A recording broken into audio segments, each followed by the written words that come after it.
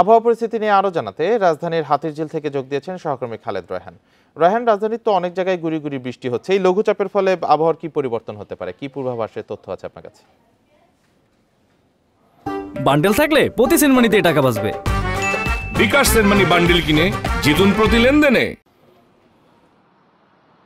দেখুন, সকালবেলা বলা যায় যে 7:30টার কিছুটা পর সময় থেকে আধা ঘন্টার মতো পুরো রাজধানী জুড়েই কিন্তু আসলে মেঘ জমেছিল এবং তারপরে খুবই অল্প সময় 2 থেকে 3 মিনিট কিন্তু আসলে বৃষ্টি হয়েছে। আবহাওয়া অফিসের পক্ষ থেকে এখন পর্যন্ত সেটি জানানো হয়নি যে কত মিলিমিটার বৃষ্টিপাত রেকর্ড করা হয়েছে সেই সময়টুকুতে।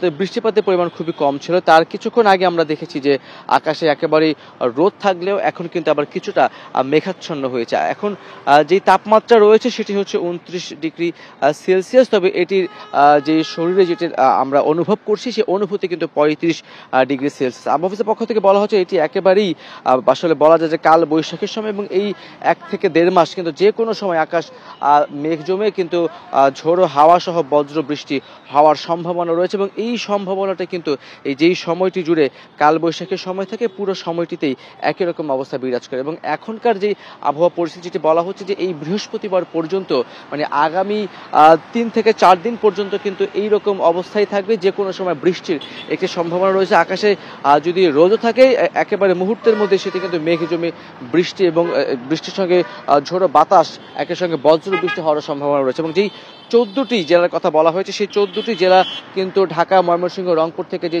জেলাগুলোর কথা বলা হয়েছে সেগুলো আজকে পর্যন্ত বলা হয়েছে এবং তারপরে সেই জেলার হয়তো কিছুটা সংখ্যা বাড়তে কমতে পারে, তবে বৃষ্টির যে সম্ভাবনা সেটি কিন্তু বলা যায় যে যে কোনো সময় হতে পারে। যদিও এখন পর্যন্ত ভারী বৃষ্টি আমরা কোথাও পাইনি। আবহাওয়া অফিসের পক্ষ থেকে বলা হয়েছে আজকে সন্ধ্যার মধ্যে কিন্তু এই 14টি জেলায় অতি ভারী বৃষ্টির সম্ভাবনা রয়েছে এবং বজ্রসহ যে বজ্র বৃষ্টি সেটিও কিন্তু হওয়ার সম্ভাবনা রয়েছে।